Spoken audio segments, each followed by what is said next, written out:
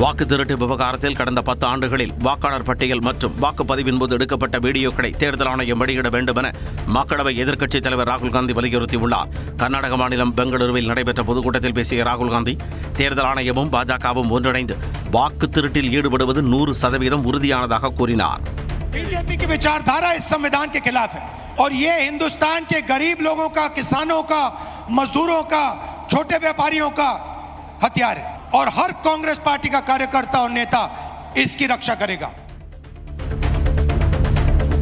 வாக்கு திருட்டு விவகாரத்தில் வெளியிட்ட அறிக்கை தொடர்பாக தனது கையொப்பமிட்ட உறுதிமொழி பத்திரத்தை அளிக்க வேண்டும் என ராகுல் காந்தியை தேர்தல் ஆணையம் கேட்டுக் கொண்டுள்ளது. வாக்காளர் பட்டியல் தொடர்பாக மக்களவை எதிர்க்கட்சித் தலைவர் ராகுல் காந்தி வெளியிட்ட அறிக்கை சர்ச்சையை ஏற்படுத்தியுள்ளது. இது தொடர்பாக உறுதிமொழி பத்திரம் அளிக்க வேண்டும் அல்லது பொய் குற்றச்சாட்டுகளை தெரிவித்ததற்காக மன்னிப்பு கேட்க வேண்டும் என தேர்தல் ஆணையம் நிபந்தனை விதித்துள்ளதாக கூறப்படுகிறது.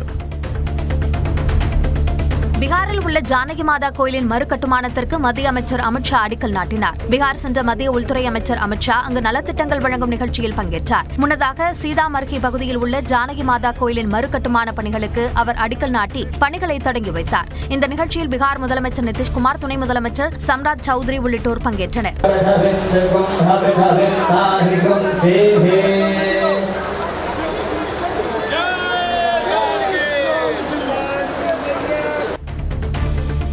மரக்காணம் புதுச்சேரி இடையே 4 வழி சாலை அமைப்பதற்கு மத்திய அமைச்சரவை ஒப்புதல் அளித்துள்ளது. பிரதமர் நரேந்திர மோடி தலைமையில் நடைபெற்ற கூட்டத்தில் 2157 கோடி ரூபாய் செலவில் சாலை அமைக்க ஒப்புதல் அளிக்கப்பட்டது. இதேபோல பிரதமரின் உஜ்வாலா திட்டத்திற்கு 12,000 கோடி ரூபாய் ஒதுக்கவும், எரிவாயு மானியமாக எண்ணெய் நிறுவனங்களுக்கு 30,000 கோடி ரூபாய் வழங்கவும் ஒப்புதல் அளிக்கப்பட்டது.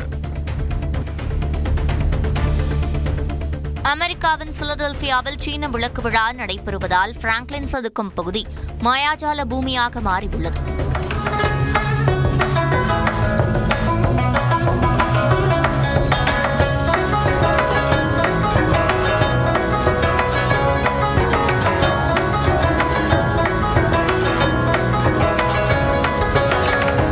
துடிப்பான கடல்வாழ் உயிரினங்கள், 200 அடி நீளமுள்ள டிராகன், மந்திர காடுகள், நீருக்கடியில் உலகம் வரையிலான சிக்கலான காட்சிகளை கலைஞர்கள் தத்ரூபமாகவும் ரசனையுடனும் சித்தரித்துள்ளனர்.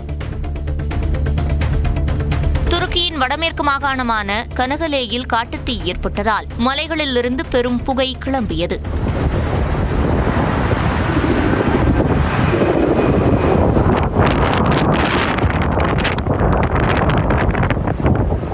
காட்டுத்தீ வேகமாக பரவியதால் சுற்றியுள்ள 3 கிராம மக்களை வீடுகளிலிருந்து அப்புறப்படுத்தி முகாம்களில் தங்க வைத்துள்ளனர். 30 தீயணைப்பு வாகனங்களோடு 4 ஹெலிகாப்டர்கள் மூலம் தண்ணீரை ஊற்றி அணைக்கும் முயற்சி நடைபெறுகிறது.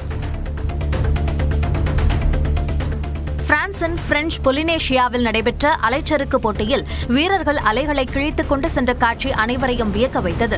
டகிடி ப்ரோ அலைச்சறுக்கு போட்டியில் உலகின் தலைசிறந்த வீரர்கள் கலந்து கொண்டனர். இதில் அமெரிக்காவின் கிரிஃபின் கொலபின்டோ ராட்சத அலைகளில் சாதுரியமாக அலைச்சறுக்கு செய்து அசத்தினார்.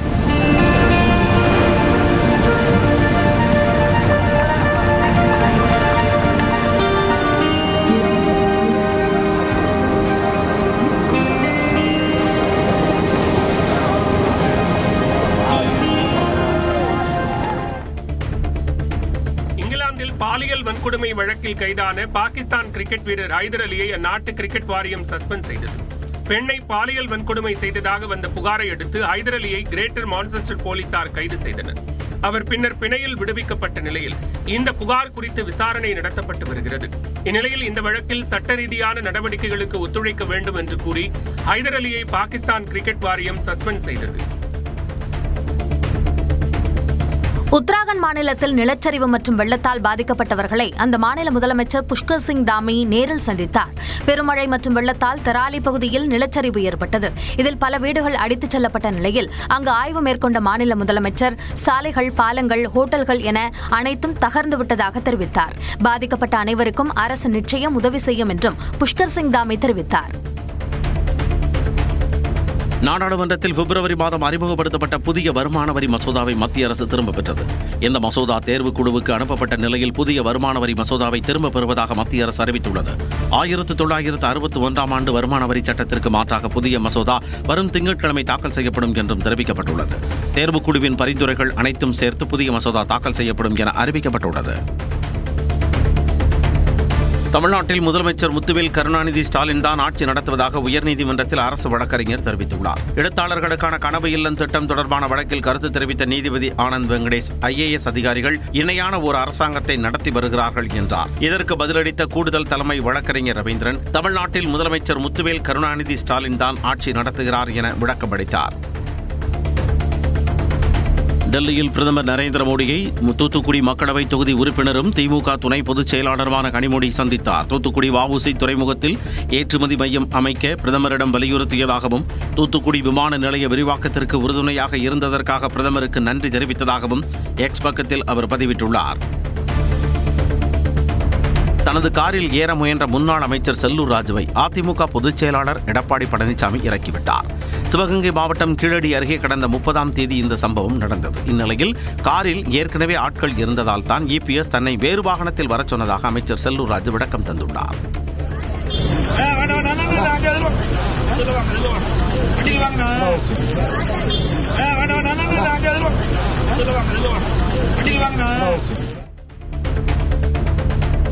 தூத்துக்குடி மாவட்டம் கோவில்பட்டி அருகே தேசிய நெடுஞ்சாலையில் கண்டெய்னர் லாரி கவிழ்ந்து விபத்திற்குள்ளான CCTV காட்சிகள் வெளியாகி அதிர்ச்சியை ஏற்படுத்தியுள்ளது.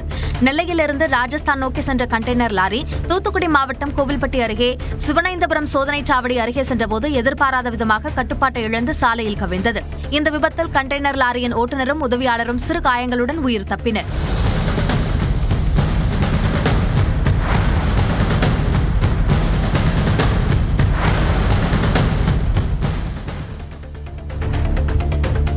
கயிறு ஏறுதல் போட்டியில் 1 நிமிடத்தில் 40 அடி உயரத்திற்கு ஏறி தஞ்சையைச் சேர்ந்த 6 வயது சிறுமி சாதனை படைத்துள்ளார். ஜிம் ஆசீர்வாதம் சந்திரிகா தம்பதியின் 6 வயது மகள் ஜெலிசாவின் சாகசத்தை பாராட்டி தனியார் அமைப்பு பதக்கம் மற்றும் சான்றிதழ் வழங்கி பாராட்டியுள்ளது.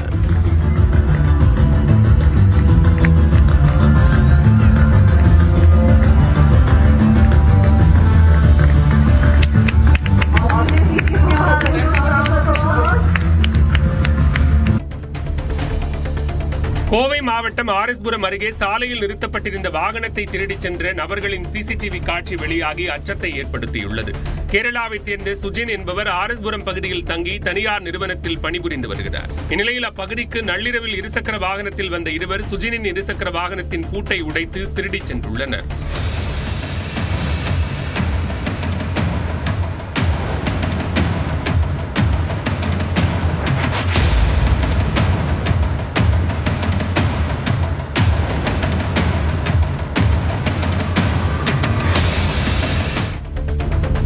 ராமநாதபுரத்தில் இருந்து இலங்கைக்கு கடத்தவிருந்த 1000 கிலோ எடை கொண்ட பீடி இலை பண்டல்களை போலீசார் பறிமுதல் செய்தனர். உச்சிப்புள்ளி அடுத்த இரட்ட ஊரணி கடற்கரையில் போலீசார் ரோந்து பணியில் ஈடுபட்டிருந்தனர். அப்போது அவ்வழியாக வந்த டிராக்டரை போலீசார் தடுத்து நிறுத்த முயன்றபோது அதனை ஓட்டுநர் வேகமாக இயக்கினார். இதனால் டிராக்டர் கட்டுப்பாட்டை இழந்து சாலை ஓரமுள்ள பள்ளத்தில் கவிழ்ந்தது. டிராக்டரில் 36 மூட்டைகளில் சுமார் 1000 கிலோ எடை கொண்ட பீடி இலை பண்டல்கள் இருந்தது தெரிய வந்தது. இதனையடுத்து அவற்றை பறிமுதல் செய்த போலீசார் தப்பியோடிய ஓட்டுநரை தேடி வருகின்றனர்.